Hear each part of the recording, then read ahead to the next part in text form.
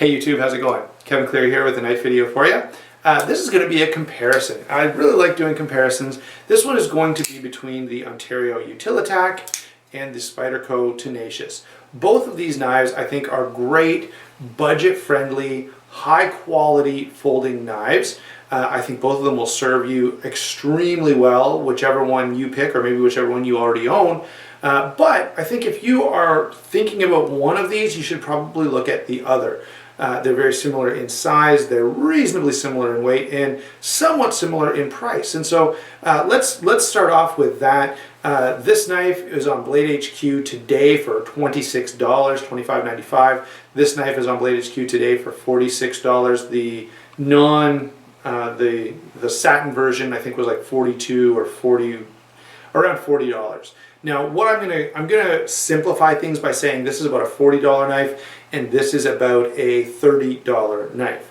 Now, there's going to be some differences in variation because the black is going to cost you more. In this, it comes in a bunch of different forms and they all cost about the same. I do want to make one comment about this. This is kind of a weird knife in that it does one thing differently. It's about the only knife I know of that among the variations of it, normally, you know, you are used to seeing, okay, you can get satin finish, you can get black finish, you get serrated or non-serrated, okay?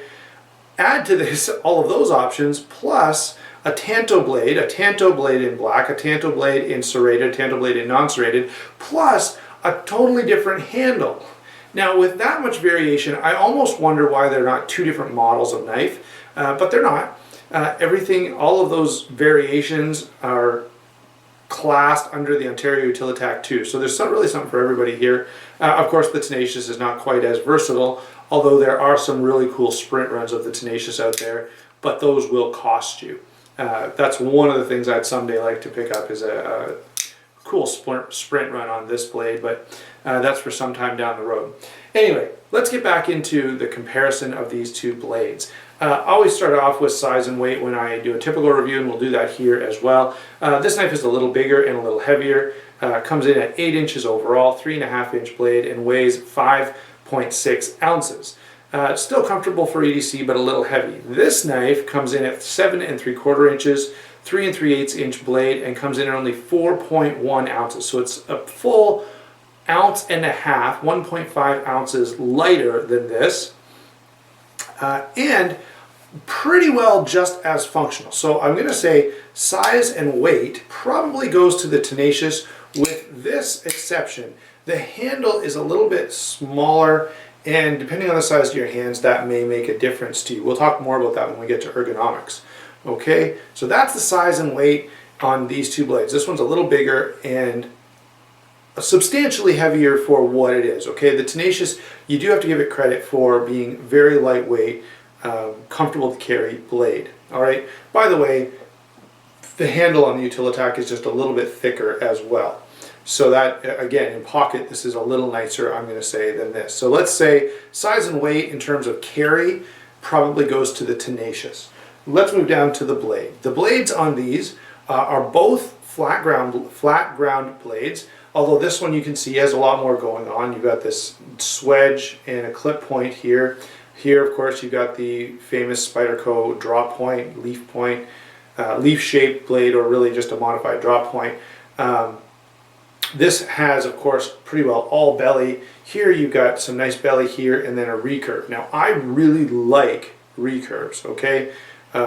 So I'm going to try to hide my biases in this, but I do like recurve blades. So you kind of know which way I'm leaning on blade.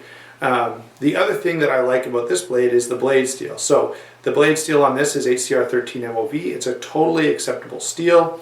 No big deal, although I will tell you I have dropped the little cousin to this, the Spyderco Persistence, and broke the tip. I dropped it on a carpeted floor, but it just happened to hit just right and broke a little bit off the tip, and I had to regrind it, which kind of upset me. And so I've had that experience with HCR 13 MOV.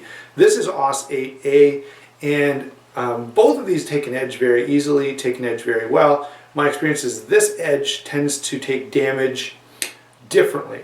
Where HCR 13 may chip, this will more likely roll, which I find easier to deal with.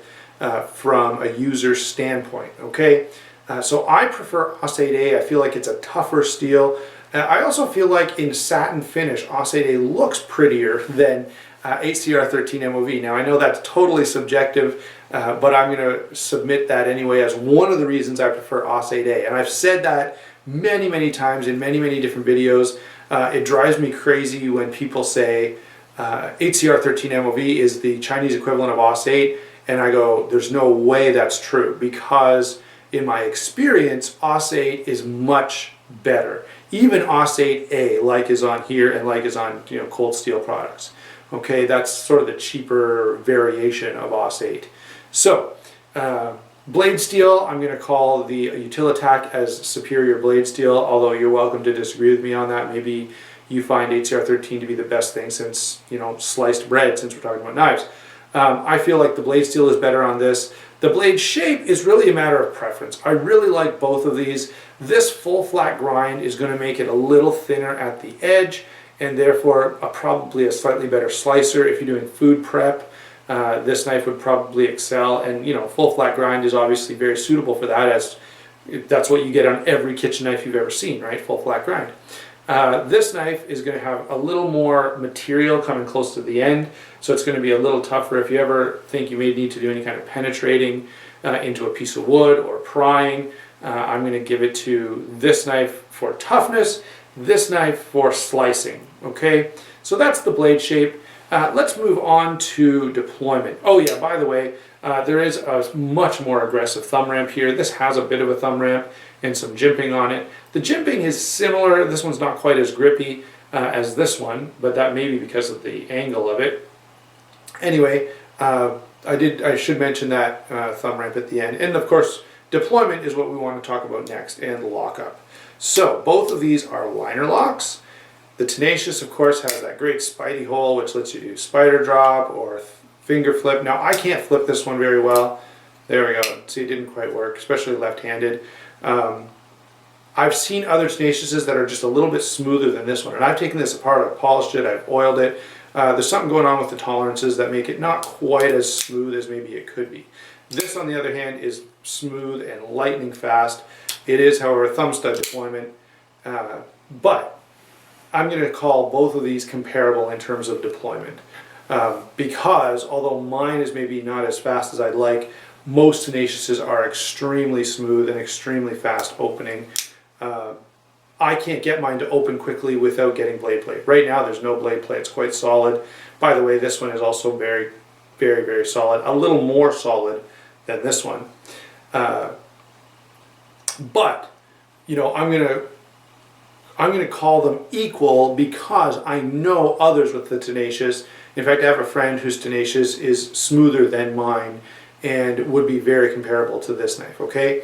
So, in terms of deployment, I'm going to call it equal, although if you're one of those people who, loves the Spidey flick and Spidey drop and open and close your knife all day long, and you really like that Spidey hole, well, obviously it's only on the Tenacious or other Spydercos.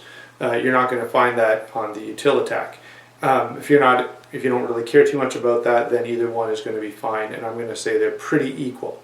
Lockup is very, very similar, both extremely solid lockup. Both, in fact, if you hold these side by side, and you won't be able to see it probably, but maybe I can zoom in a little. If the remote wants to work. There we go, sorry about that. If I hold these side by side, and you can maybe see this, let's see if I can kind of line them up. There we go. I'll try to get that close for you. You may or may not be able to see that the liner is almost exactly the same width, the exact same size of stock was used on here. However, this one is milled out and this one isn't, which is one of the reasons for the weight disparity. And getting a milled out liner at the price point of the Tenacious is actually really, really nice. That's a great, great feature that Spyderco has on the Tenacious there. Both of these have four-way repositionable pocket clips. I guess we're kind of moving into the handle now. I think they're fairly equal in terms of deployment and lockup. Getting to the handle is bigger on the Utilitac.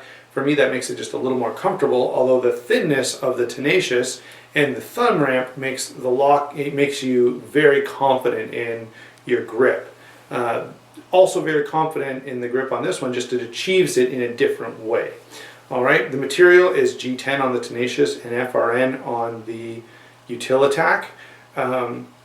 You know, the grippiness obviously is better on the G10. That's pretty well conventional wisdom on that. In addition to the fact that as I slide my thumb up and down these two, it's much easier to slide on this one. That said, in terms of actual ergonomics and how well you're going to hold on to these, if you're, you know, out in the woods performing some kind of survival task, or if you're cutting a bunch of cardboard or whatever, they're extremely equal. Now, I find for my size of hands, the Utilitac is just a little bit more comfortable, but remember that to get that extra comfort, you are carrying a little extra weight and you are carrying a little extra width in pocket. The Tenacious is achieving nearly the same comfort levels in a thinner, lighter package, okay? So that's the comparison between these two knives. I really like both of these. And if someone said to me, hey Kevin, I'm thinking of buying a Tenacious, I'd go do it. It's an awesome knife. If someone said to me, hey Kevin, I'm thinking of buying a Utilitac, I'd say, yeah, do it. It's an awesome knife. However, if someone said, which one should I buy? Because primarily of the blade steel and because of the price point, I would probably lean toward the Utilitac. I just feel like with the Utilitac, you're getting a lot of knife for a very low price. And I would compare this as well to the Rat 1, and in fact, in either the Rat 1 video or the Utilitac video, I can't remember which one I did it in, I did compare the two of them and pointed out again that the Utilitac stacks up really, really well and costs less. I think the Rat 1 is probably closer in price to the Tenacious, not as much as the Tenacious. Anyway, because of price and because of blade steel, I would give it overall to the Utilitac. However, I feel like both of these are great knives, and if you own one or are thinking of getting one, I would say, hey, have at it. You know, you're not going to be disappointed, I don't think, in either one of these. I'm certainly not. I'm really glad I have both of them, and I really enjoy using them. I do find the Utilitac in my pocket just a little more often because of that blade steel, because of the extra comfort on the handle, but there you go. That's my comparison between the Spyderco Tenacious and the Ontario Utilitac.